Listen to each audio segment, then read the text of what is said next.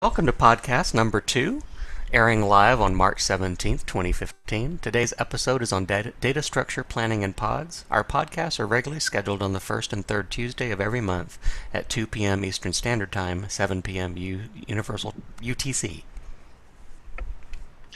Hi, this is Scott Clark. I just figured I'd throw in a song here, contextual to this week. Thought it'd be kind of funny. I just called to say, update your plugins. I just called to say, update them all. I just called to say, update your plugins. And I mean it from the bottom of my heart. This is Scott. Alrighty, guys. Welcome to our second Podscast from the Pods Framework team. We have with us today Scott Kingsley Clark, the lead developer and grand poobah for Pods, and also a senior web engineer at 10up. We have Josh Pollock, community manager and developer at Pods and owner of the Caldera WP. We have Phil Lewis, developer at Pods, and we have myself, support lead and project manager at Pods. Like our regular channels, we will be taking questions live throughout the podcast. You have two ways of getting questions to us. You can join our Slack chat over at pods.io/chat and then ask in the #Podscast channel, or tweet us at @PodsFramework. Okay, Josh, we're going to let you take it away. Hi, everyone. My name is Josh. I'm the community manager of Pods. Today we're talking about planning in Pods. I am of the opinion that your project, how difficult it is, how easy it is, your overall success will be determined by how much pre-planning you do. So we're going to look at two cases today. Somebody's got their thing feeding back. Where one is going to be from a user's question that we answered on our support and channel on WordPress.org. And one's going to be a website that actually Jim created, so that way we can go in. So in addition to live music, we're going to have live diagramming today. So I wanted to jump into a support question, actually, we received here. Let me drag this onto my screen and just share with you what had happened here. This was a user who is looking to do a speakers page. Jim, can you share this link? It's in the doc. And they're doing a speaker site. They have lessons, they have lesson series, and then they have speakers. So what they need to be able to connect speakers to lessons, and then through that, lessons to speakers. And this is the kind of case where it's really useful to be able to do some diagramming, show out how are we going to relate these together. And how can we do it simply so we have as few fields as possible, so that way our queries are simpler. Oh, there's my cat again. And if we can do a little bit of diagramming, Jim? Jim?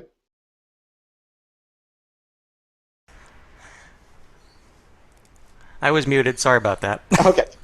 Well, I'll forgive you. Yeah, did you want to talk about what they're looking for first, or did you want a diagram first? Well, let's put up a diagram, because what they're looking to do is they're looking to have some sort of content type that represents speakers, one sort of content type that represents speaker series, and one that represents lessons, which are contained within those series. Okay, so we have series. Mm-hmm. Are we looking at your screen, Jim? Yeah, you should be. Can you see it? Oh.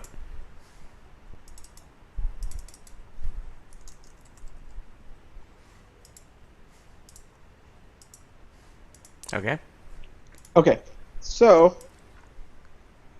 we have series, and I like this diagramming here. We have lessons, and then we have speakers.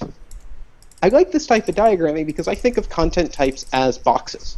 They're containers, whatever they are. If they're custom post types, if they're special tables using our advanced content types component, at the end of the day, they're containers where we're sticking this data. and then they're going to be related. So in this case, the needs are, can we show what are the lessons in this series and what are the speakers in this series? So to me, that puts lessons in the center. Because that way we would be able to say in speakers, what lesson this is this a part of, and then through that, what series is that a part of? You don't need to get fancy. There's a lot of great diagramming tools on the internet. But at the end of the day, this is just about how are you going to make it easy for yourself to visualize. In this case, a relationship between speakers and lessons. So, and then we're also going to need another relationship between lessons and a series, because we want to be able to say what series is this a part of.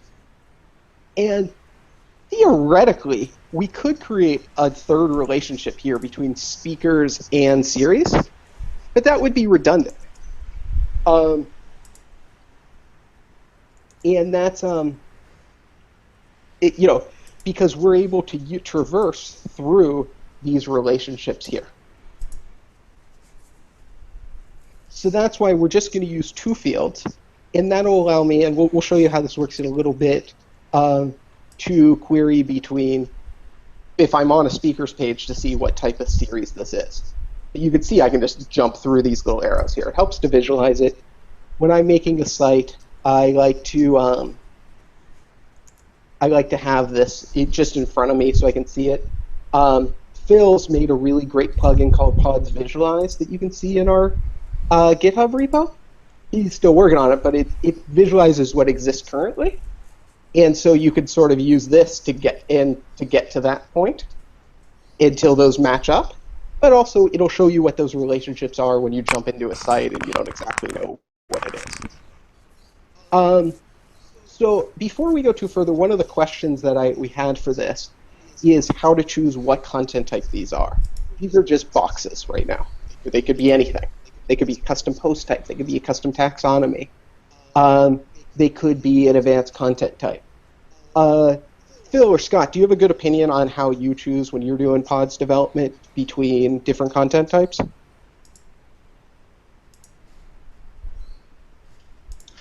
Yeah, so what I end up doing is I'll be looking specifically at my data needs, how much content, how many custom fields, how many relationships. A lot of those things can be very big determinations on exactly the type of content type you want. We have a diagram on our documentation for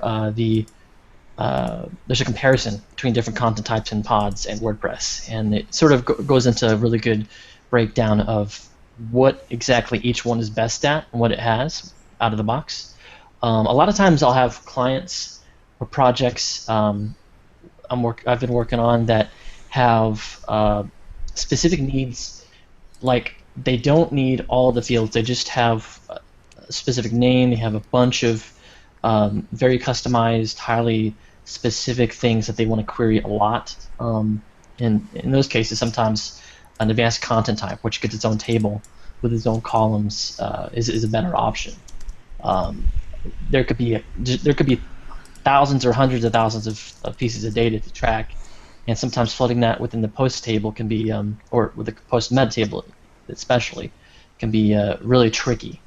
Can reduce performance of just the rest of the site that's unrelated. There could be lots of things in cases where, for instance, I had an events site that I built a while back. They had to rip out all the events data every day and reload it, and that can be volatile to a post table. The IDs will increase exponentially, and it's just much easier to run a query with a database to just truncate the whole table and start over. So there's things like that that are just much easier with advanced content types. But things like custom post types, they get a lot of stuff built in that make it easier to do things like commenting, term relationships, stuff like that. That's just super easy. So there's a lot of things you got to weigh between the two different types of content types, between custom post types and advanced content types. But when you get into categorization and stuff, that's where taxonomies come in handy. So yeah, there's really a lot of options.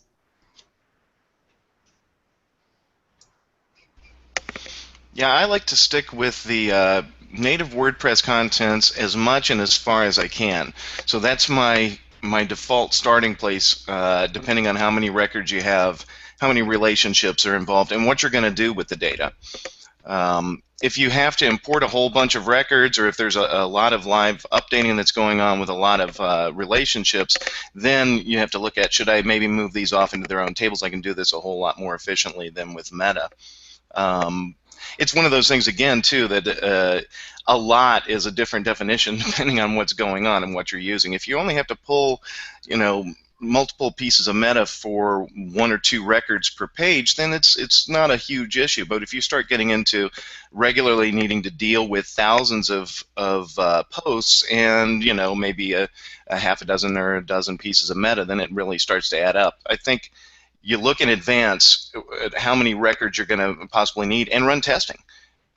There's nothing that can answer your question better than having benchmarks on the actual data that you anticipate to have, and the number of relationships and roughly the number of records you expect to have. And then I think the other thing is, what plugins are you going to use? This goes into planning too. We're not really touching on that, but figuring out in advance how you're going to make certain things work. For instance, what are you going to do for search? There are a lot of great search options out there, but they're not going to work great with advanced content types. So I had a recent site where advanced content types would have made my life really easy, but we wanted to use FacetWP in the front end a lot. FacetWP is actually made by the original Pods developer, Matt Gibbs, our founding developer. It's a really cool search tool.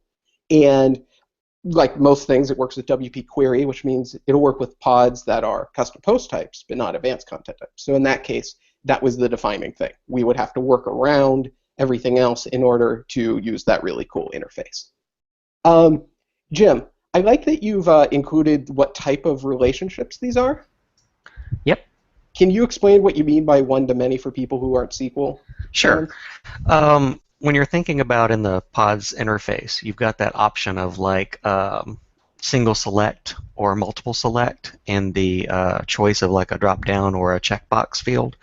When you're thinking of for us in SQL world, that means a one-to-many relationship in data or a many-to-one relationship in data. So you have to sit there and think about, okay, in my series, I have a whole series of stuff, but each one of those is one lesson in each series, or something of that nature. You have to determine how many lessons do I have in a series. Which is the side that has the most numbers on each other. Like in the case of like speakers, there's only going to be, actually that arrow should be going the other direction. And that should be you should only have one speaker per lesson. It would be the idea, is that you have to determine how many of whatever you're looking at, in the case of your data, how many speakers would be at one particular lesson. And so if you have like one lesson and there's like 7 different speakers there, like our Podscast, then you would have a one-to-many relationship between lessons and speakers. If you had trying to sit there and think. And that's kind of the same way the series and the lessons goes, is that there's a number of lessons in a series, would be the idea, is that this series would be like something on building a WordPress website. And so each lesson would be each one of those underneath that particular series, like installing WordPress, setting up the theme, that sort of a thing. And so that's how you actually get the one-to-many relationship. So your lessons would actually be, when you created that relationship field from series to lessons, you would create it as a multiple select. Did that answer the question, Josh? Yes, it did. Okay. So in this case, we would say we want series to have a single select in it for lessons, but series you would be having a multiple select of lessons, right? These are the 5 lessons in series, but in lessons, it's a single select. It's only part of one series. And that's very easy from the WordPress, from our Pods editor. Makes it very easy. Do you want single select? Do you want multiple select? And then, is that a checkbox? Is that a drop-down? Those sorts of things. Autocomplete is very useful as well. So at this stage, we would know what it is that we needed to do as far as what these boxes are.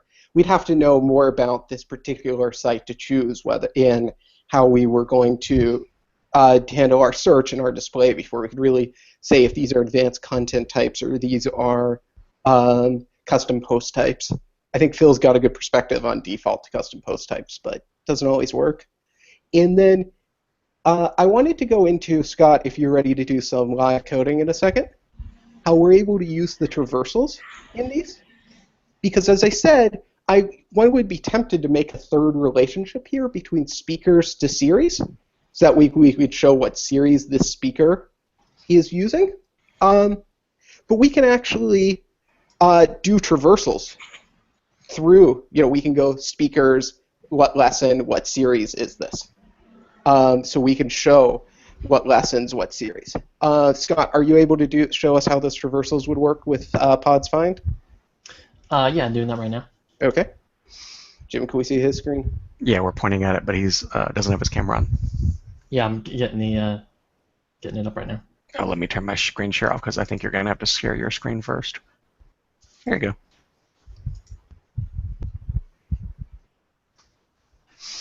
Let's see if we've got And this is one of the things I think is really powerful about pods. It's not just that we can have these bidirectional relationships, but that they can go further. We can traverse from one to another to another.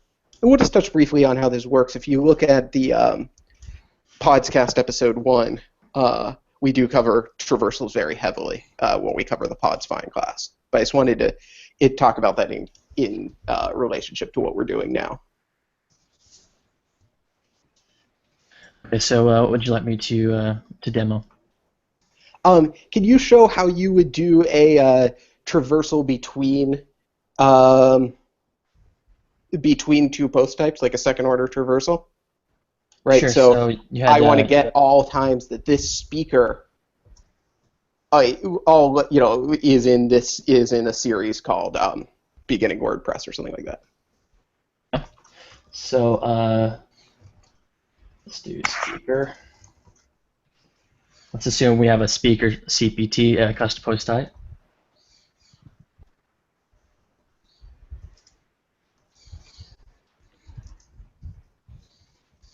So we're going to do a find lookup, and we're going to say where.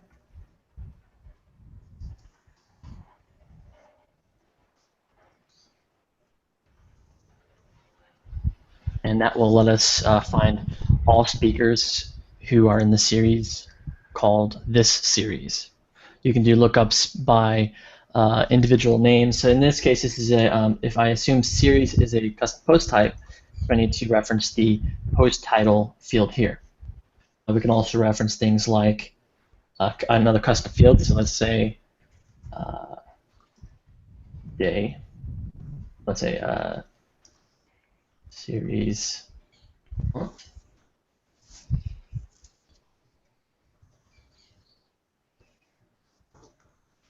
So show me all speakers who spoke during a series that occurred in January. There's a pretty much an example of how to reference the series month custom field off of the series custom post type, which is related through the speaker pod. So there's a series relationship on the speaker pod itself.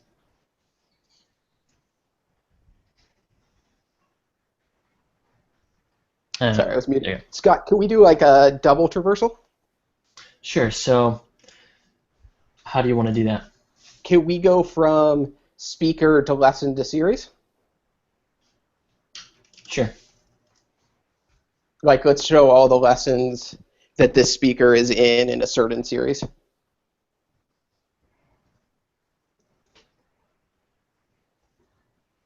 Or show all the speakers of this, something like that.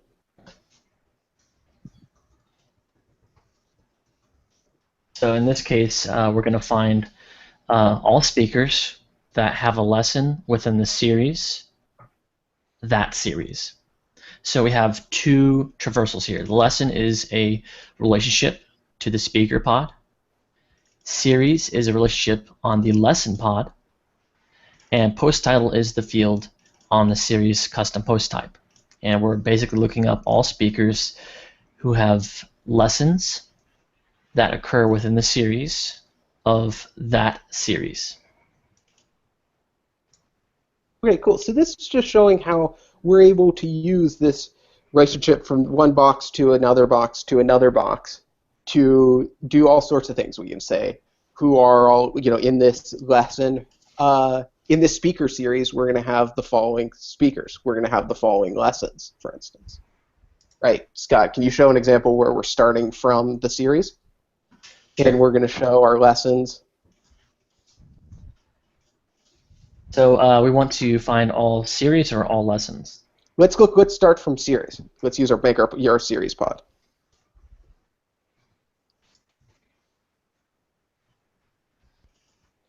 And then let's show ones where the speaker is Scott.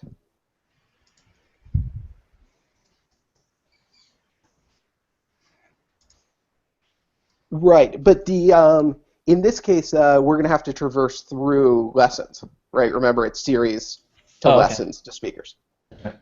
So in the case of series, lessons will be multiple select. It'll be multiple relationships, so there'll be multiple lessons per series as opposed to multiple series per lesson. So above here, speaker has, actually this should probably be lessons here as well because there's multiple lessons for speakers. So what we're going to do here in this series, we're going to say find all series that has a lesson with a speaker of Scott Kingsley Clark. Excellent. And so that's showing how that's another great example of how we don't need that third sort of bridge relationship between lessons and speakers because we can get there through series to speaker. We're able to get there through lessons. Does anybody else have anyone else to add there? Before we move on to our second example? We actually have a question from the channel. Didn't we relate series to lesson to speaker? And I think Phil actually sat there and said lesson should be singular there. We might want to clarify a little bit about how those particular relationships work together. Yeah, so I mean, it's a good point about the name of the field, that it's good to match plural and singular, right? It doesn't matter. We could have called the field foo, but that would have been worthless to us. It's good to make it useful in what it represents, not just to call it lesson, but if it's a multi-select like we were talking about before, that we do call it lessons. If it's single select, we call it lesson. I was just pointing it out for consistency in unusual Scott fashion. He had it fixed about the time that I noticed. Perfect. And it looks like we're looking about 30 minutes left. Yeah, so why don't we move on to a second example, okay. Which is a site that actually Jim's going to show us that he's done. So he could show us how this works in the interface. Yep. So Jim, why don't you show us that? Yeah, I'm actually going to talk about some planning stuff too on how I did it. Basically, my concept was that you've got a gym or a yoga studio, and one of the things that those kind of places always have is they've got a schedule of classes, and they have different classes that may be on different days and different times of the week. They may be multiple times during the week, but usually they have one trainer for each one of those particular classes, and so they need to have that displayed in a very informative way. So I'm going to share my diagram. When you're thinking about that concept, you got to realize that you're going to have multiple schedules, but that's pretty much going to be the thing that actually owns everything else. So in my case, you actually have a one-to-many relationship between schedules to classes, and each class has its own trainer, so you have a one-to-many relationship between schedules to trainer. And that's kind of how that works. I'm going to actually show you in the interface, though, how that's going to work. In the actual PODS interface. In my case, I use PODS Frontier for this piece so that I could actually mock this up really quickly. Give me just a second. Okay. Oops, wrong screen. That screen. There we go. So let me boost that text size up a little bit. Wrong window. You kind of see what I'm trying to create with a listing of all the different classes that this particular gym has, the days of the week, the time of the class, and the trainers for those particular items. So on the back end, in PODS, come on, Mr. Dashboard, there we go. We have, in my case, 3 custom post types and 1 custom taxonomy. In the classes pod, it's really simple. This is the one that actually has most of the information, though. But we have a related field. I'm actually just using the editor, a featured image, and a custom taxonomy for this particular item.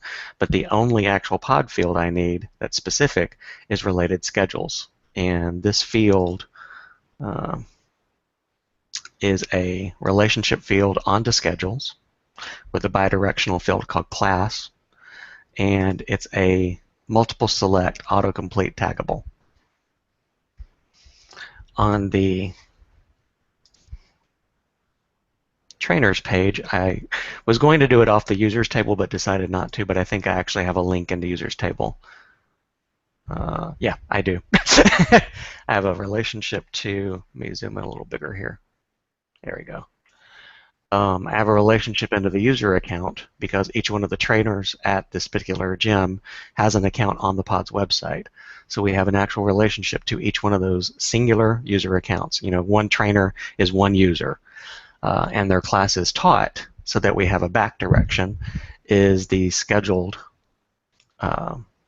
is a scheduled relationship field. It's a relationship field to the schedules table with the bidirectional at the trainer level so that we can actually, in the user interface, kind of see both sides of this without having to do all the traversals. Since I'm working in Frontier, I don't want to have to sit there and do any PHP coding, so I want to kind of have all that stuff kind of built in. And then we have one more. The screen's too big. That's the problem when you do these. There we go. We're going to show the last table pod in this relationship, which is the schedules. And this one is the one that actually pretty much drives everything because this is the one that ties everything else together. And let me zoom in a little bit more so you guys can read my screen. Okay, so in this case, I wanted to show a table so it was like day of the week, which is like a simple custom defined list, Monday, Tuesday, Wednesday, Thursday, Friday, Saturday, Sunday. There's a start time and end time. And then we have a one-to-many relationship here to classes. In this case, it's a singular relationship. It's a relationship to classes on related schedules. It's a single select autocomplete. And that's the same case with the trainers. So now let's actually look at the data itself. If we go into schedules, you'll kind of see how this works on the back end. So in this case, you can create a new schedule. We'll just call it Saturday at noon. This is the nice thing that you have to think about is that you got to realize that your pod's admin is actually going to be used by someone who may not be a developer. So you kind of want to think along the lines of making this side very helpful to them. Select a class, we'll just call it kickboxing, why not? And we'll select a trainer.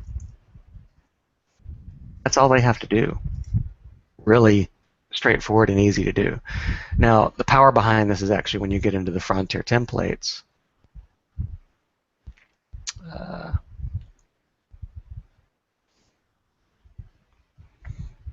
And then we're going to just basically talk about that one display screen that I showed you.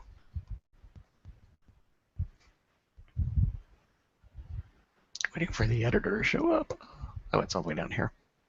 Okay. Can you guys read that screen? I can. Okay, cool. Most of the power in this particular item comes from, we're basically just creating an unordered list. We're creating an unordered list of classes. In this case, because I'm not actually building off my table of, we basically want to list each class, but we want to show what schedule is in that class. So, you know, basically what days of the week those classes are done. So we have the before tag, which is part of the Frontier template tag. So I want a UL class of class list. I have the LI, which is the wrapper for the list item for class, and then the post thumbnail for the image, so that I have that big picture at the top. Then I've got, like, within that, we have the first of our fun little Frontier template tags conditionals called if schedules related. This is basically going to look into that particular relationship field into the schedules pod and let us see if do I have any schedules for this particular class.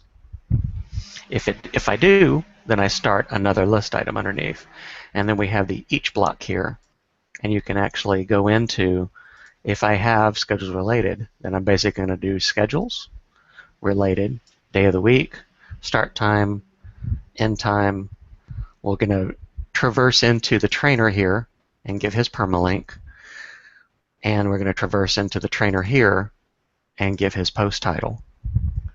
Underneath the, I think that's everything. Those are the good ones anyway.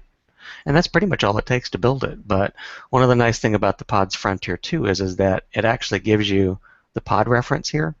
So like if I'm in schedules, it will tell me how to traverse into each one of the little field types for each one of our particular pods. So like if I'm in the class, I can go to its image here. If I'm inside, if I want to like drop down into trainers and get something from them, I can grab them from the same way. So it's kind of helpful. That's pretty much all I really have, but I'll show you the website again, or at least that page, so that you can kind of see how that kind of relationship process works. That one.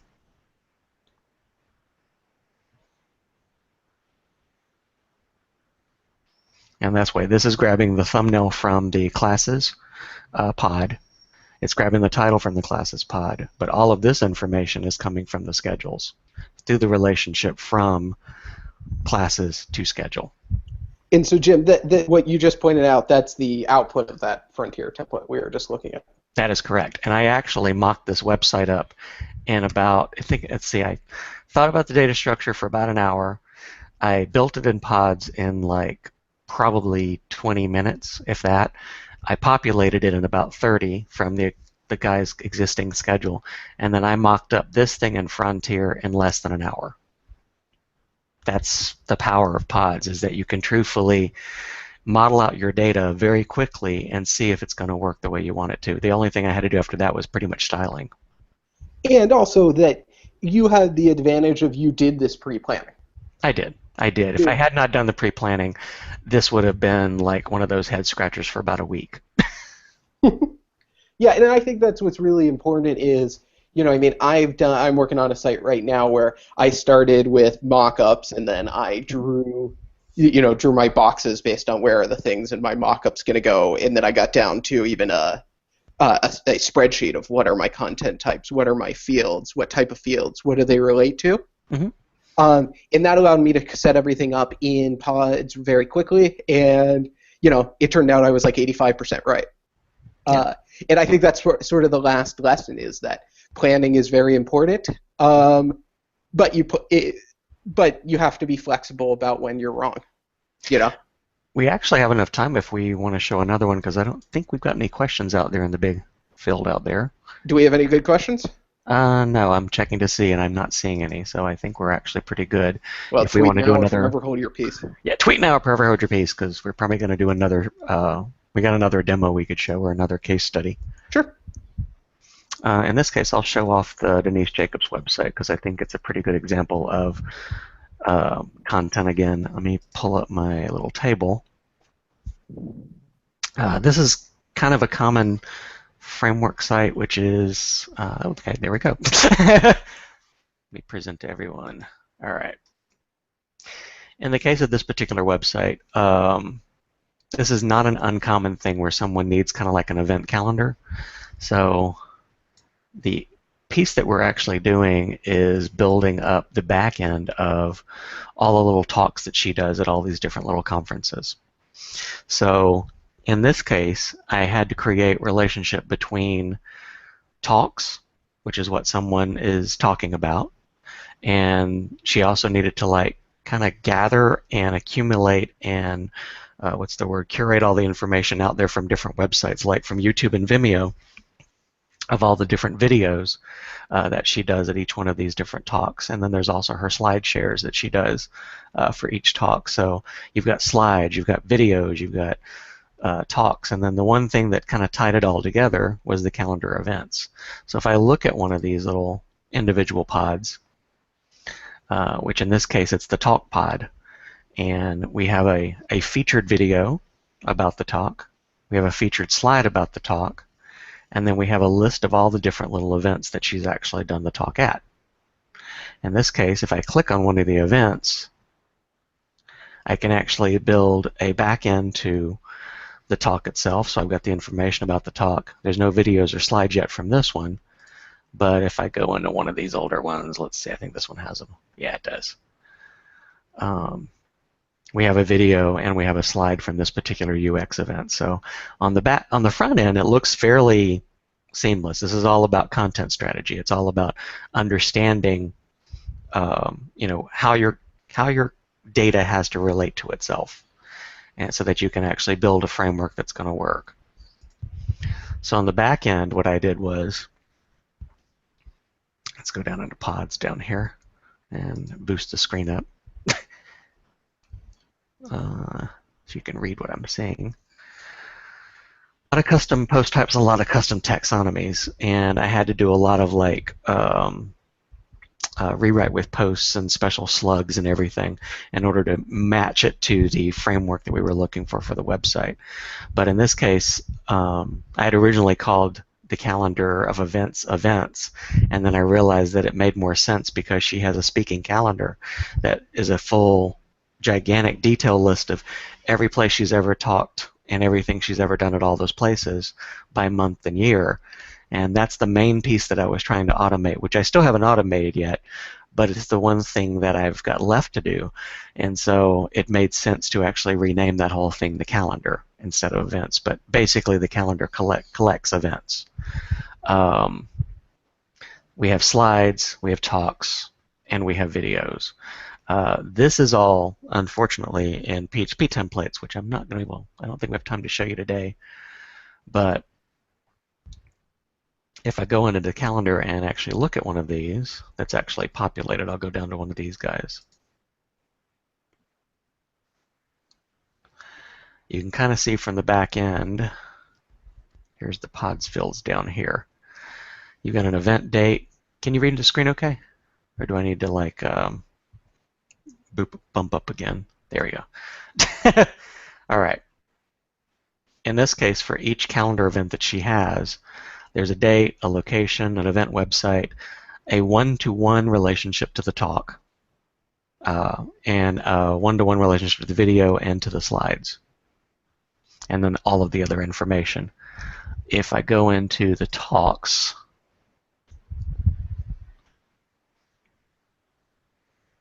we'll go down to one that actually has a lot of events at it. Here we go. And stop me if you got a question or if you need me to clarify something too. In this case, this talk has got a one-to-many relationship to events.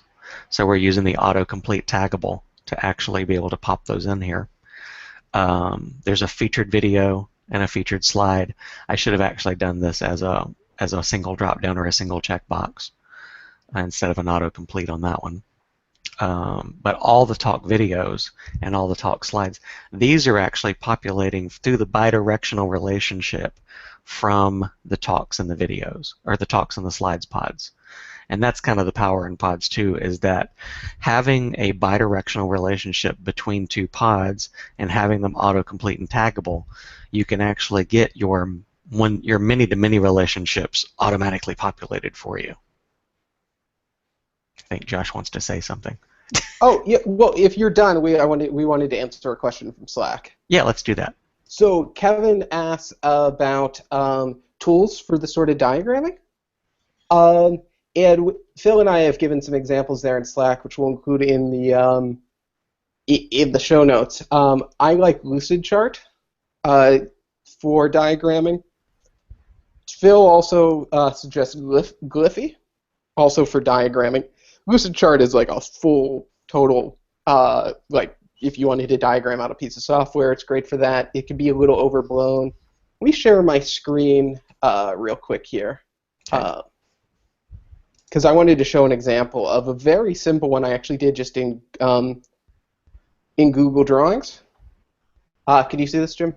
Yeah, I think you're on the screen now. So this is another example of me making 4 boxes, where in showing my relationships between. This isn't even really a diagramming tool so much, like you can see these are kind of sloppy arrows here that I dragged in. But in this case, I knew I had 4 sort of containers. This is a site I'm working on that connects people based on what they want to do at a conference or at some sort of event to people who are looking for that. So I knew that this was sort of an abstract box down here, form entries that are creating these wants, I'm calling them. But I knew that I needed a relationship to users to show me who it is that created this and what event was it created at. And this was actually an experimental arrow that I didn't really need. In the end, I can actually go ahead and delete that, because this is what I was talking about before about redundant relationships. I don't really need this because I can get to it through these other relationships. But it was something I was thinking about at the time, and then it may or may not continue to exist. It might continue to show what user is registered for this event, i.e. who's the paying user if we monetize this.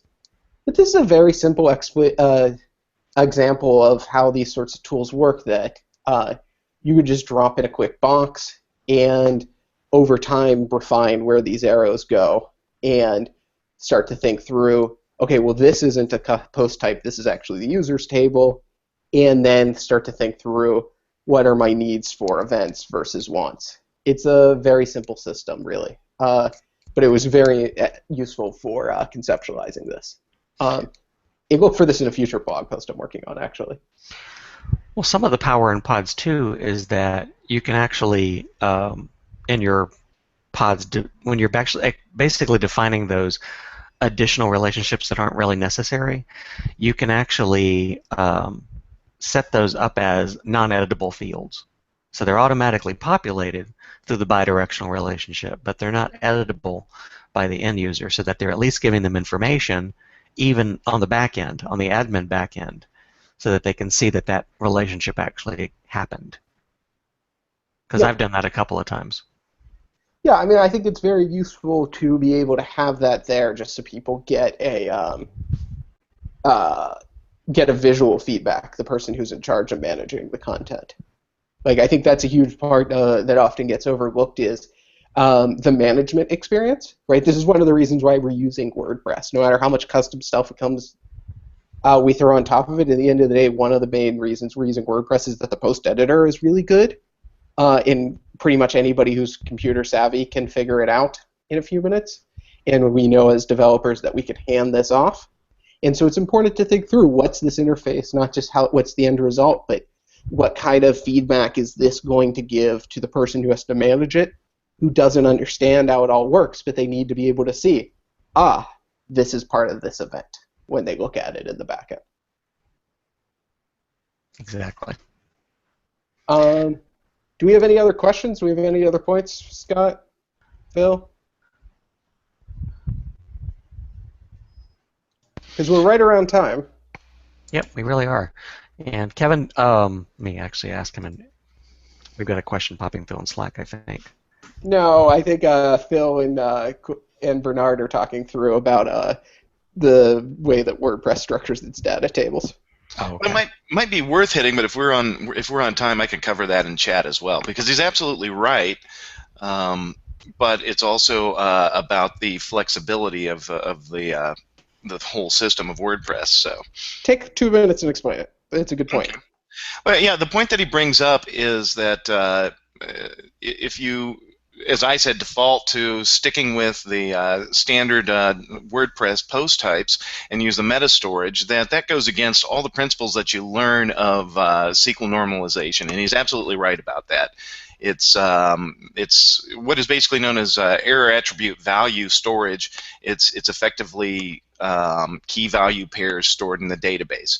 What WordPress has to address is they're making a system and they don't know what sort of boxes and what shape boxes you'll need to store your data. They don't know if you're going to be a real estate company and you're going to need to store how many bedrooms and whether or not there's air conditioning, or if you're going to be storing information about events, or if you're going to be storing information about classes. And to do proper normalization, you have to know all about your boxes. You have to know specifically about your data and the underlying signatures and the relationships between them. And there's no way making a generic framework can anticipate all the things that you'll need. So their decision was to use something more generic that isn't as efficient for large data sets, but is generic enough that you can put anything in the post table, and they've managed to go a long way with it. So you get, as a bonus, there's two bonuses really with EAV storage. Number one is sparse storage. If you only need a couple of pieces of meta on a couple of posts, then you haven't set aside storage that's being empty with nulls for all the other records that don't need that information. You can just stick a couple of pieces of meta on a couple of records and you're done. And secondly, and this is the big one that's carried WordPress a long way, is the fact that you can store whatever meta you need and make it up on the fly. So again, when you have small amounts of records with posts, if you're talking about a few hundred and you're really only querying a few per page, you're sacrificing the efficiency you would get with proper normalization for the fact that you can interoperate with anything that works with WordPress, because your search tools, anything that can work with post meta can work with Pod's post meta. So it's a trade-off, and you do have to make that decision. Is the efficiency going to affect me? And if so, do go with the proper normalizations and stick it in ACTs.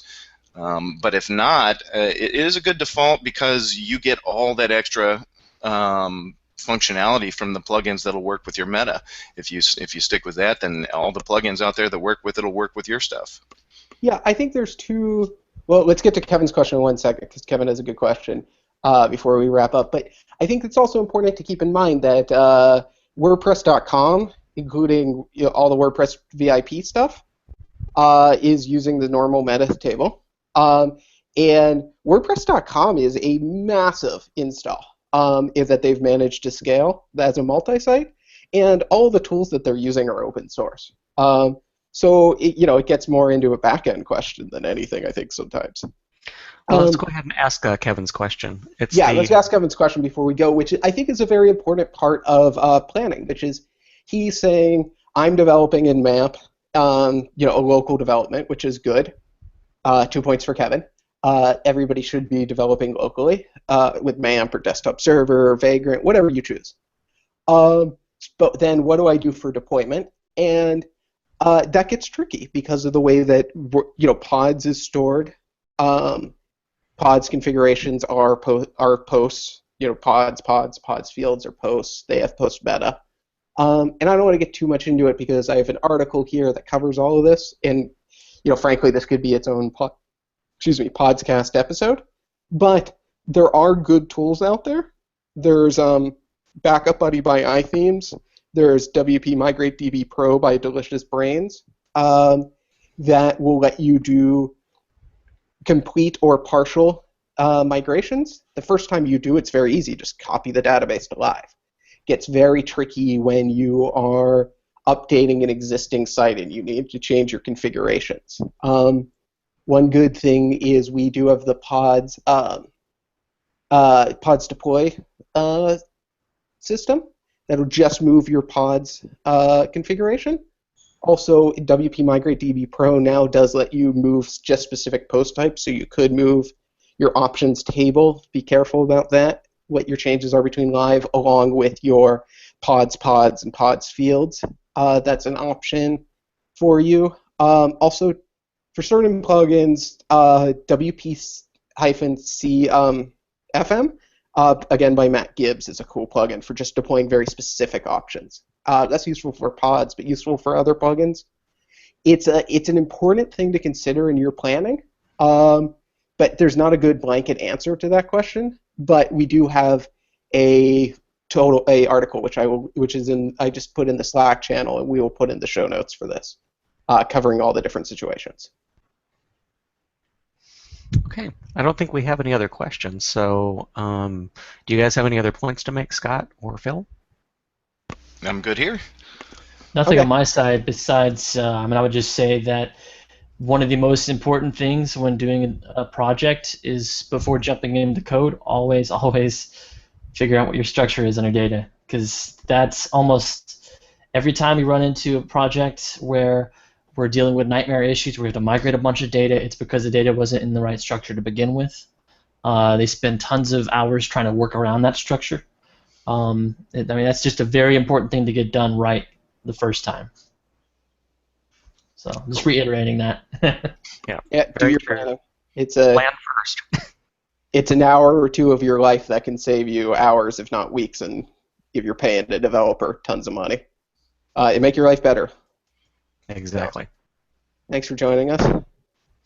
Okay, our next episode will be in, I said 2 weeks, but it's actually, I guess, in 3 weeks. It's on April 7th, 2015, and returning to our regular time of 2 p.m. Eastern Standard Time, 6 p.m. UTC. You can find the archives of the show at our website at http://pods.io/category/podscasts, and also on our YouTube channel at http://youtube.com/user/podsframework. We'll also, I think that's pretty much it. Thank you guys for joining us for our podcast, and we look forward to your questions and comments for the next 1 and 2 weeks. Bye. Bye, guys.